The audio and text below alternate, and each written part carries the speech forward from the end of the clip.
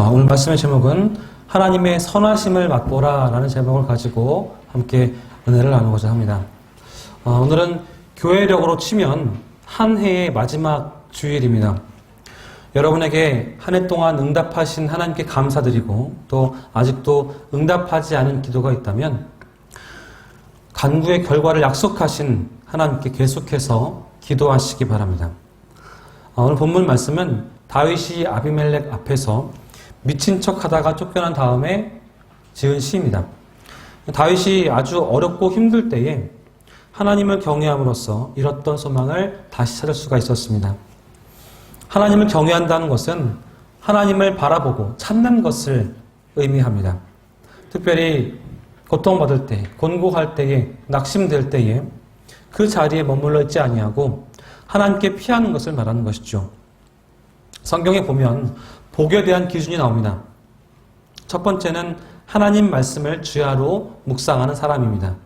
두 번째는 하나님께 피하는 사람이고요. 세 번째는 하나님을 의지하는 사람입니다. 네 번째는 주 안에서 죽는 사람입니다. 이렇게 성경이 말하는 복은 다 하나님과 연결이 되어 있습니다. 하나님과 연결한다 그러면 우리가 쉽게 떠올릴 수 있는 것이 있습니다. 바로 기도입니다. 흔히 우리가 기도는 하나님과의 대화라고 이야기를 하죠. 이 대화는 인간들의 관계에 있어서도 가장 중요한 기본적인 것입니다. 기도를 더 적극적으로 표현한다면 간구라고 할 수 있습니다. 간구는 무엇입니까? 간절하게 구하는 것이죠. 하나님은 간구하는 성도에게 응답하신다라고 말씀하셨습니다. 그렇기 때문에 우리는 성도에게 약속하신 간구의 결과를 믿고 쉬지 않고 기도해야 하는 것입니다. 끊임없는 기도는 현재와 미래를 약속하신 하나님의 축복인 것입니다. 여러분 마음에는 어떤 불꽃이 타오르고 있습니까? 지난 한 주 동안에 여러분의 대화 내용이 어떤 것이었습니까? 혼자 있을 때에 주님을 생각하시고 또 주님의 자녀로서 어떻게 살아가야 하는지 그렇게 그것에 대해서 생각하셨는지요? 여쭤보고 싶습니다. 하지만 쾌락과 재물과 명예에 대한 갈망으로 가득 차 있었다면 그 불꽃은 성령이 주시는 하나님을 향한 불꽃이 아닌 것입니다. 세상 것들로는 아무리 채워도 만족이 있을 수가 없습니다. 우리가 예수 믿는다라는 것을 다양하게 말을 할 수가 있는데요. 거듭났다, 천국 백성이 되었다, 하나님의 자녀가 되었다, 이렇게 말할 수 있습니다. 그런데 예수 믿는 것과 믿지 않는 것, 그것의 차이는 갈망의 방향이 바뀌었다는 걸로 말할 수 있습니다. 예수 믿기 전에는 세상 것들로 채우려고 했고 또 그것으로 만족하는 삶을 살았는데 예수 믿고 난 다음에는 아무리 많은 것과 좋은 것, 값진 것으로 주어도 그것이 일시적으로는 좋을 수 있지만 그것으로 영원한 만족을 누리지 못한다는 것을 알게 되는 것이죠. 주님께서 내 삶의 왕좌에 계실 때에만 참된 만족이 있습니다. 롯은 쫓겨다니는 인생을 살았어요. 그리고 세상을 갈망하다가 죽었습니다. 아브라함은 부름받은 인생으로 하나님을 갈망하다가 갔습니다. 본문 배경은 다윗이 아비멜렉 앞에서 미친 척 하다가 지은 시입니다. 제목이 그래요. 이 아비멜렉은 블레셋의 임금이라는 뜻을 가지고 있습니다. 이 사람의 원래 이름은 아기스라는 왕이고요. 우리는 다윗처럼 생명을 유지하기 위해서, 생명을 구하기 위해서 미친 척 하다가 쫓겨난 경험도 없을 것이고 또 그렇게 할 필요도 없는 사람들입니다. 다윗은 하나님을 향한 갈망이 있었기 때문에 이런 행동을 했습니다. 하나님을 향한 갈망, 그런 것은 하나님께서 인정해 주시고 사랑해 주십니다. 그렇다면 하나님을 향한 갈망은 무엇으로 표현되어야 하겠습니까? 첫 번째는 하나님께 대한 예배로 표현되어야만 합니다. 1절 말씀에 송축한다 그런 말이 나오죠. 이 송축하다의 의미는 엎드린다 라는 말이고 예배라는 말과 어원이 같습니다. 하나님을 갈망하는 사람은 하나님 앞에 엎드리고 세상을 갈망하는 사람은 세상 앞에 엎드립니다. 다시 말하면 하나님을 향한 갈망이 있는 사람은 진정한 예배가 살아있는 사람이에요. 우리가 어렸을 때부터 하는 주일학교 교육 가운데 가장 중요한 목표가 있는데요. 그 중에 하나가 아이들로 하여금 세상에 무릎 꿇지 않고 주님 앞에, 하나님 앞에 무릎 꿇는 삶을 살도록 하기 위해서 아이들을 교육합니다. 우리는 하나님 앞에 무릎을 꿇으면서 살아가야 합니다. 그것이 성도의 마땅한 본분이기 때문입니다. 여러분은 지금까지 무엇에, 누구에게 무릎을 꿇으면서 살아오셨습니까? 다윗은 항상 주님만 예배하겠다는 그런 각오가 있었습니다. 거룩한 각오가 있었어요. 예배가 있는 인생은 복된 인생입니다. 예배를 등지고 사는 인생은 불안할 수밖에 없습니다. 여러분에게 예배에 대한 기대와 기쁨이 있으십니까? 하나님을 향한 그런 갈망의 불꽃, 그런 것이 살아있는 사람은 예배를 드릴 때에 기대가 있습니다. 하나님 주시는 기쁨이 있어요. 예배는 우리 삶에 있어서 아주 중요한 요소입니다. 예배의 성공은 모든 것의 성공이고 예배의 실패는 모든 것의 실패인 것입니다.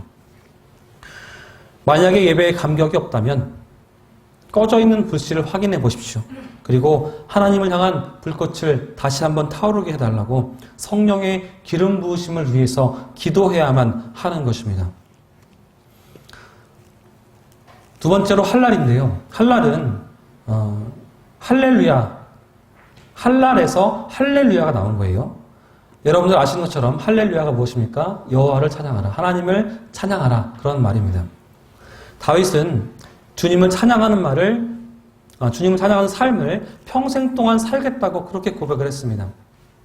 우리가 얼마 전까지 예배를 드리지 못했던 것을 기억하실 거예요. 그때 어떠셨습니까? 예배가 없는 삶. 처음에는 좋을 수 있었어요. 일주일에 한 번 쉬는 날 편안하게 아무런 부담 없이 쉴 수 있었으니까요. 하지만 시간이 지날수록 우리 그리스도인들의 마음에는 불편한 감정들이 살아났을 것입니다. 하나님을 만나지 못했고 예배하지 못했고 성도들 간의 교제가 사라진 그 시간들, 정말 힘들고 어려운 시간들이었어요. 예배가 사라지니까 우리 마음속에 허망함이, 외로움이, 그리고 악한 영들이 다가오게 되었습니다. 예배하는 사람의 삶에는 그러한 것들이 다가올 수가 없습니다. 하나님을 예배하지 않을 때에 세상은 내 영혼을 휩쓸어 갑니다. 나로 하여금 세상에 무릎 꿇는 패배자로 만들어버릴 수 있어요. 예배하지 않을 때 그렇게 된다는 말입니다. 하지만 다윗이 고백하는 대로 하나님을 예배하고 찬송이 끊이지 않는 사람은 결코 멸망하지 않습니다. 하나님께서 그 삶을 보장해 주십니다. 아브라함은 가는 곳마다 하나님을 위해서 제단을 쌓았습니다. 하지만 롯은 하나님을 향한 갈망이 식어버렸기 때문에 하나님께 예배를 드렸다라는 기록이 없습니다. 우리도 다윗처럼, 아브라함처럼 하나님을 향한 거룩한 불꽃이 타오르기를 소망합니다. 두 번째는 하나님께 대한 간절한 기도로 표현이 되었습니다. 환난이란 것은, 어려움이란 것은 누구나 당합니다. 문제는 어려움 당할 때, 환난 당할 때에 어떠한 태도로 그 환난을 맞이하느냐인 것이죠. 환난 당할 때, 어려움 당할 때에 내가 해결하겠다고 몸부림치면 오히려 그 환난을 크게 만들고 그 환난에 내가 침몰당하게 되어 있습니다. 하지만 하나님을 의지하며 그분께 간구할 때에 해결책이 보이게 되는 것입니다. 인생의 위기를 만났을 때에, 이렇게 환난을 만났을 때에 하나님과 관계를 맺지 않은 사람은 구할 데가 없어요. 기도할 데가 없단 말입니다. 그렇기 때문에 넘어질 수밖에 없어요. 하지만 우리는 좋으면 좋은 대로, 나쁘면 나쁜 대로, 어떠한 형편에 있든지 기도할 수 있는 대상이 있습니다. 하나님께서 계시기 때문에 우리는 그분이 계신 것에 대해서 감사할 수 있어야만 합니다. 이것이 우리 인생에 있어서 최고의 가치인 것입니다. 다윗이 이렇게 고백했습니다. 이 곤고한 자가 부르짖음에 여호와께서 들으시고 그 모든 환난에서 구원하셨도다. 다윗을 구원하신 하나님께서 우리도 구원하실 줄로 저는 믿습니다. 여기서 구한다와 부르짖는다라는 것은 기도의 또 다른 표현입니다. 이런 말이 있습니다. 오늘날 절실하게 필요한 사람은 똑똑한 사람이나 재능이 많은 사람들이 아니라 인생에 깊이가 있는 사람들이다 라는 말이 있어요. 그러면 어떻게 하면 깊이 있는 인생을 살 수 있겠습니까? 깊이 있는 인생은 깊이 있는 기도에서 만들어집니다. 그러면 깊이 있는 기도는 어떻게 할 수 있을까요? 깊이 있는 기도는 주님과 깊이 있는 만남을 가질 때에 할 수 있습니다. 프랑스의 한 신학자가 이렇게 이야기했어요. 현대인들은 자기가 가는 곳을 모른대요. 인생의 목표를 잊어버렸고 존재의 이유는 버려버렸대요. 인간은 갈 길을 모른 채 숨 쉴 틈 없이 달려간다고 합니다. 갈 길을 모르면서 숨가쁘게 걸어가는 그런 모순덩어리가 우리 인생들이라고 하는 거예요. 바쁘긴 한데 왜, 무엇을 위해서 사는지 그것을 모르고 살아가는 것입니다. 열심히 달려가긴 합니다. 그런데 어디를 향해 달려가는지 모르고 달려가는 소모적인 인생을 살아갑니다. 인생의 깊이는 없이 방황하는 삶을 살아갑니다. 하지만 그런 깊이 없는 인생이라고 할지라도 하나님은 기도를 통해서 우리 영혼을 다듬어 주십니다. 우리 영혼을 새롭게 해서 방황하는 사람이 아니라 하나님께 인생에 초점 맞춘 사람으로 살아갈 수 있도록 은혜를 베풀어 주시는 거예요. 여러분, 이번 말씀을 통해서 내 인생의 깊이를 한번 가늠해 보십시오. 다시 한번 생각해 보세요. 그리고 부족하다면 깊이 있는 기도의 자리를 마련하시기 바랍니다. 기도의 자리에서 주님을 만난다는 것, 그것이 내 인생의 방향을 바르게 하는 지름길입니다. 하나님께 인생에 초점 맞춘 사람만이 올바른 기도를 할 수가 있어요. 그리고 하나님께 부르짖는 기도를 할 수가 있습니다. 하나님 살아계시고 내 기도를 들어주시기 때문입니다. 기도는 하나님을 바라보는, 하나님을 주목하는 영혼의 준비 동작입니다. 정말로 여러분들이 하나님 앞에 은혜 받기를 원하신다면 모든 동작의 기본 동작인 영혼의 준비 동작, 즉 기도로, 기도하는 삶으로 나아가시기 바랍니다. 세 번째는 하나님으로부터 삶의 능력을 공급받습니다. 여러분의 삶의 능력이 어디에서 나옵니까? 여러분 삶의 에너지 공급원이 어디에서 나옵니까? 무엇입니까? 다윗은 하나님을 향한 갈망이 있었기 때문에 하나님을 삶의 에너지 공급원으로 삼았습니다. 하나님을 자기 인생의 버팀목으로 삼았어요. 그런 지혜가 있었습니다. 그런 은혜가 있었습니다. 다윗은 시편 18편 1절 말씀에 이렇게 고백했어요. 나의 힘이 되신 여호와여, 내가 주를 사랑합니다. 하나님을 자기 힘으로 고백했습니다. 마태복음 5장 6절 말씀에는 의에 줄이고 목마른 사람은 복이 있나니 그들이 배부를 것이며 라고 되어 있습니다. 우리가 주님 외의 다른 것들로 배불러 있다면 정작 받아야 할 때, 하나님의 임재를 받아야 할 때에, 하나님의 인도를 받아야 할 때에, 능력을 받아야 할 때에, 말씀을 받아야 할 때에 받을 수가 없는 거예요. 다른 것들이 내 안에 가득하기 때문에 주시는 데에도 누리지 못하고 살 때가 많은 것입니다. 이 시간 만약에 우리 가운데에 주님 외의 것이 불타고 있다면 주님께서 정리시켜 주시고 주님만이 내 인생의 목표가 되는 은혜와 축복을 경험할 수 있으시기를 주님의 이름으로 축원합니다. 그렇게 해서 다윗처럼 기쁨으로 주님께 예배하고 주님을 찬송하고 주님께 기도하면서 살아갈 수 있는 은혜가 여러분들에게 충만하길 바랍니다. 세상의 일들에는 나름대로 맛이 있습니다. 하지만 처음에는 대단하고 엄청난 것 같지만 시간이 갈수록 계속해서 할수록 그 맛이 시들해지는 것들이 대부분입니다. 그런데 세상에서 맛볼 수 없는 맛이 있습니다. 아주 깊은 맛이 있어요. 쉽게 그 맛을 알 수는 없지만 일단 한번 맛을 보시면 세상 맛과는 비교할 수 없는 그런 맛이 있습니다. 뭔지 아십니까?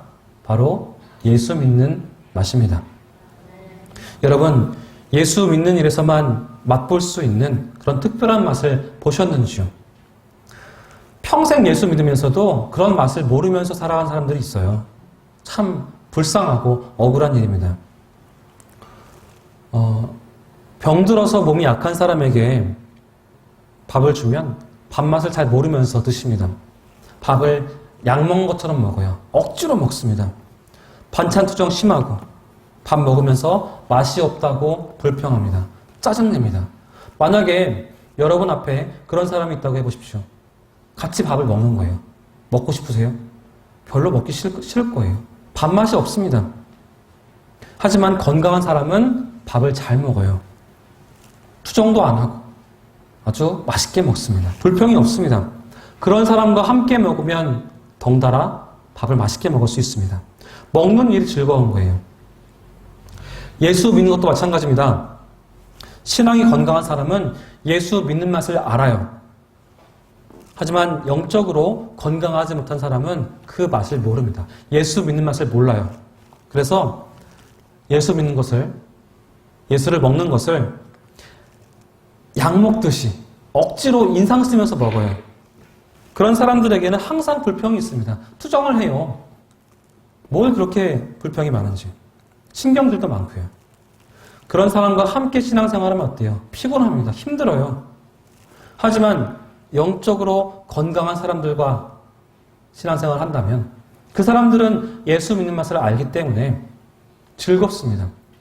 투정도 안 하고 불평도 안 하고 섬길 줄 알고 그런 사람과 함께 있으면 예수 믿는 모든 일이 즐겁습니다. 그리고 은혜가 됩니다. 여러분, 예수 믿는 맛을 아는 사람들 되시기 바랍니다. 예수를 맛있게 믿는 삶을 사모하시기 바랍니다. 예수 믿는 깊은 맛을 알 때까지 사모하세요. 그 맛을 알게 되면 여러분 삶 속에서 자연스럽게 예수님 이야기, 또 예수 믿는 이야기, 그런 이야기들을 많이 할 수 있게 됩니다. 예수 믿는 맛을 알게 되면 다른 것들은 시시하게 여겨지기 때문입니다. 다른 오늘 말씀에 너희는 여호와의 선하심을 맛보아 알지어다라고 확신에 차서 권면을 합니다. 맛보다라는 것은 하나님을 체험해 보라는 거예요. 기독교 신앙은 지식에만 머물러 있지 않습니다. 기독교 신앙은 살아계신 하나님과 만나고 그분의 능력을 체험하는 종교입니다. 거기에는 분명히 만남이 있고 대화가 있고 사귐이 있습니다. 하나님을 경험하는 놀라운 일들이 있습니다. 그리고 그분과 관계를 누리며 신비한 맛을 즐기는 삶이 예수 믿는 삶입니다. 여러분이 예수를 잘 믿는 길은 하나님을 날마다 경험하시고 체험을 통해서 감격하시고 감동하시고 감사하시고 간증이 넘치는 삶을 사는 거예요. 여러분들 받은 은혜에 대한 간증과 또 그 은혜로 인한 찬양, 또 하나님께 돌리는 영광, 그런 이야기들이 넘쳐나는 교회를 여러분들이 세워가실 수 있기를 바랍니다. 그리고 그 은혜에 보답하기 위해서 하나님께 드리는 결단과 헌신, 그런 이야기가 가득 찬 우리 교회가 되었으면 좋겠습니다. 오늘 본문 말씀 보시면 바로 그와 같은 이야기들로 가득 차 있는 것을 발견할 수가 있습니다. 하나님 이야기, 하나님으로부터 받은 은혜와 축복에 대한 간증들, 그리고 그 은혜와 축복에 대한 감사, 찬송들로 가득한 내용들이에요. 그러면 우리가 어떻게 하나님의 선하심을 맛보아서 알 수 있겠습니까? 첫 번째는 기도에서 응답받음으로 하나님의 선하심을 맛볼 수가 있어요. 4절 이하에 다윗이 하나님을 찬송하면서 자랑하는 이유를 말해주고 있습니다. 일종의 간증이죠. 기도에 대한 하나님의 응답을 말해주고 있습니다. 자기 기도, 내 기도에 일일이 응답해 주시는 선하신 하나님을 찬송하고 자랑하고 있습니다. 4절에 내가 여호와께 간구하매 내게 응답하시고 내 모든 두려움에서 나를 건지셨도다. 6절에도 이 곤고한 자가 부르짖음에 여호와께서 들으시고 그의 모든 환난에서 구원하셨도다. 이 다윗은 기도의 사람이었습니다. 깊은 기도의 사람이었어요. 힘들고 어려운 일이 있을 때마다 하나님께 매달려서 기도를 합니다. 다윗은 기도할 때마다 응답받았어요. 기도로 승리한 사람입니다. 그래서 기도에 대한 간증이 남들보다 많은 사람이었어요. 시편에는 다윗의 간증들이 넘쳐납니다. 다윗은 오늘 5절 말씀에도 그들이 주를 앙망하고 광채를 내었으니 그들의 얼굴은 부끄럽지 아니하리로다 라고 고백을 합니다. 원래 다윗은 아비멜렉에 가서 귀화하려고 했어요. 투항하려고 했습니다. 근데 다윗의 용맹과 재주를 시기한 신하들이 이 다윗은 적국의 장군이니까, 용사이니까 죽이자고 간청을 합니다. 죽을 위기를 맞은 다윗이 갑자기 미친 척을 하는 거예요. 얼마나 무서웠으면 그렇겠습니까? 그랬더니 아비멜렉이 죽이진 않고 그냥 쫓아버립니다. 그렇게 힘들게 살아났습니다. 그래서 자신을 그 어려움 가운데서 죽음에서 건져주신 하나님을 찬양한 거예요. 다윗은 위기에 처했을 때에 기도하다가 두려움에서 건지시는 하나님을 경험했습니다. 그래서 다른 백성들에게, 모든 백성들에게 자기처럼 하나님께 기도해서 간구함으로 환난 가운데서 건지시는 하나님의 선하심을 맛보라고 권면하고 있는 거예요. 너희는 여호와의 선하심을 맛보아 알지어다. 그에게 피하는 자는 복이 있도다. 여러분 모두가 부지런히 기도하심으로 기도를 들으신 하나님의 선하심을 맛보게 되기를 간절히 축원합니다. 두 번째는 하나님을 경외함으로 하나님의 선하심을 맛보게 됩니다. 9절에는 자신이 여호와를 경외함으로 받은 축복에 대해서 간증을 합니다. 그리고 자신과 같이 부족함이 없는 복된 삶을 맛보라고 합니다. 9절부터 11절 말씀을 함께 읽어보시면 너희 성도들아 여호와를 경외하라. 그를 경외하는 자에게는 부족함이 없도다. 젊은 사자는 궁핍하여 줄일지라도 여호와를 찾는 자는 모든 좋은 것에 부족함이 없으리로다.